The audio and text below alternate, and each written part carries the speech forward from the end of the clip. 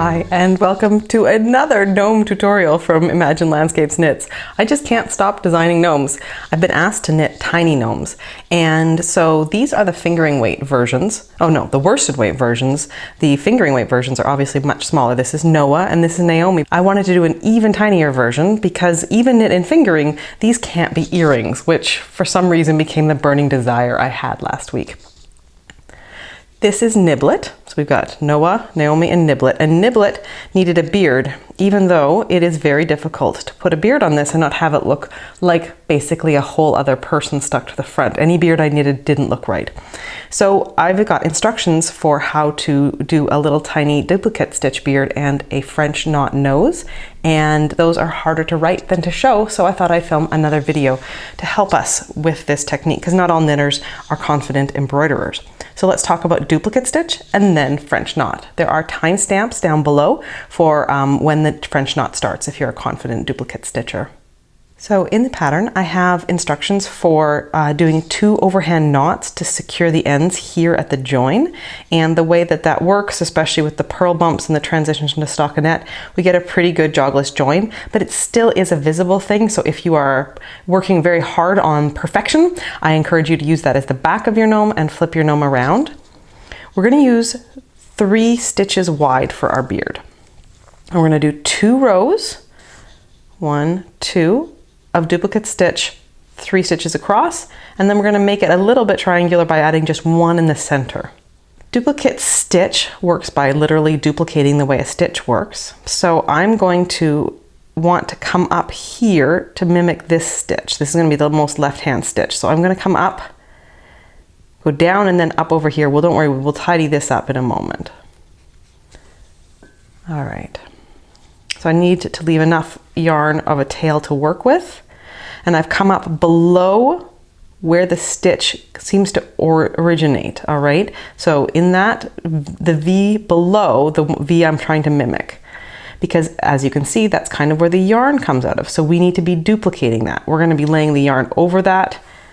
So we're gonna duplicate what happens here. So I'm gonna follow the logic of the stitch. The yarn goes under the V above it. That's what happens when you loop loops on loops.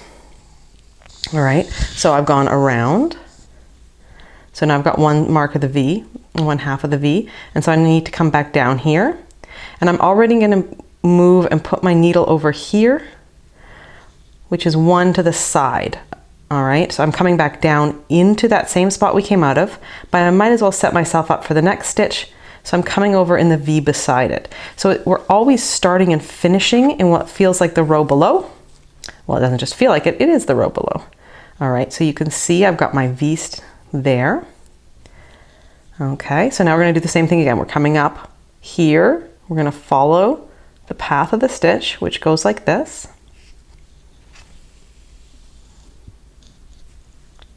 We're going to come back down, and we might as well set ourselves up for the next stitch. So I'm going to come back down into this, and then I'm going to come down and over here and up into the V beside.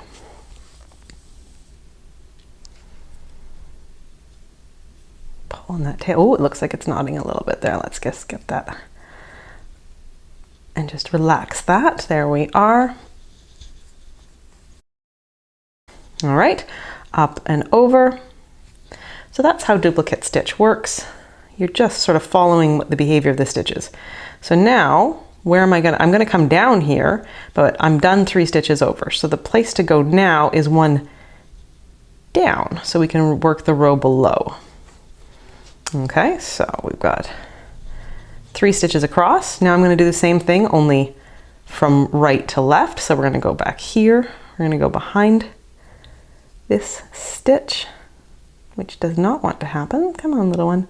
Sometimes you snag stuffing from behind, and it doesn't want to let the needle kind of pass gently through there. So you just need to sort of gently work your needle tip around and just persuade it to go in. So I'm gonna go back down in the same spot that I came up, and then I'm just gonna travel 1 to the left, up and around, following the logic of that stitch.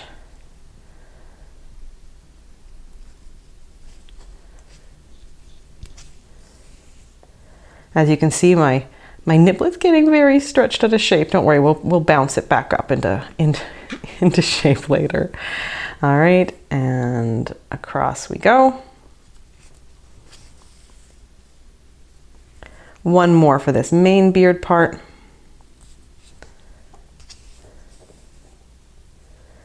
Down into this hole. And where are we going to end up? Well, we're going to be ending up redoing this one here. So I'm going to have to come up here. All right, so I'm going to go back down into there and then kind of diagonally over that way. I hope that makes sense. You could always take it one at a time. You don't have to like put the needle down and travel at the same time. You can just kind of go down, get yourself settled and figure out. But I like to accomplish as much as I can with one move. All right, so now we're going to do this center stitch. At this size of gnome, it's more like we're implying beard than getting a real reproduction of the beard. Of course, you are free to play around and use any kind of embroidery techniques you want. So now we need to go down into that spot, and then I'm going to come up here, right here. Come on, needle tip, where are you? The reason I'm going to come up here is because we need a nose. There we are. Okay. So,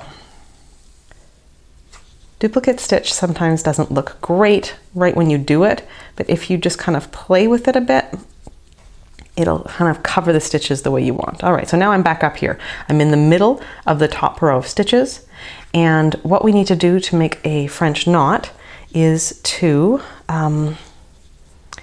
I've got the needle parallel like this. So rather than going down, we're gonna kind of keep working up, and I'm gonna spin the needle tip around the yarn 2 or 3 times, depending on how big I want my nose. And I'm gonna pull on it with my left hand to keep that nice and tight. And then I'm gonna spin around and go back down. And I'm gonna go straight through the back for this. Okay, so my needle is gonna come right out the back. And now what I need to do is I need to just hold this tight so that these 3 loops we made don't get all loose and floppy. So my left hand is pinching that end down while my needle comes through. And what's gonna happen is that loop is going to anchor those 3 loops and keep them from disappearing. Now this is very splitty yarn that I'm using, so you'll notice that my noses look a little bit loose and fluffy, but if you were to use a different yarn or a more tightly plied yarn, or even a single ply yarn that's maybe plumper, you will get a different looking nose. But I'm sticking with the one I did for the first one so that my earrings are identical. Now the question is, what do we do with these ends? All right, well, if you are very worried about the ends, what I sometimes like to do is tie little tiny knots around, say, the running thread between stitches, but because this is going to be an earring, I'm not worried.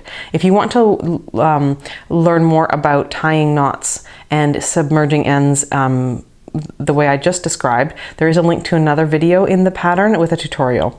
But what I'm actually going to do is I'm just going to kind of keep moving the needle around the outside of the gnome. And basically what I'm going to do is I'm just going to use the stuffing inside, and it's almost like I'm drawing a yarn shape around the stuffing on the inside. My theory on this is that if something comes undone, I want a long enough tail that I could maybe fix it. So I'm basically just going around the outside a little bit. Then what I'm going to do, I grab my scissors, I pull it so it's a bit snug, and then I clip it right next to the fabric there, and then that end, because we've pulled it taut, pops right back in. And I'm going to do the same thing with this one. Here now I have 2 identical little Gniblets, which charms me. I don't even know if I have words for how much emotions I'm feeling right now. So what I'm going to do is I'm going to go to a place where I can buy jewelry supplies. I'm going to buy slip rings, the kind that you use, most people use for stitch markers. So those will go around the tops, or through the tops, and then I will attach them to sort of lobster claw style earring holders, which I will get at the same place. I shop at Michael's because that's what I have available locally and for 250 kilometers around me. Anyways, I hope that this tutorial has helped you finish your little Gniblets with happiness. If you enjoyed this video, that makes me happy. And if you finished your gnomes successfully, that makes me even happier. I'm Sarah from Imagine Landscapes, wishing you happy knitting and happy gnoming.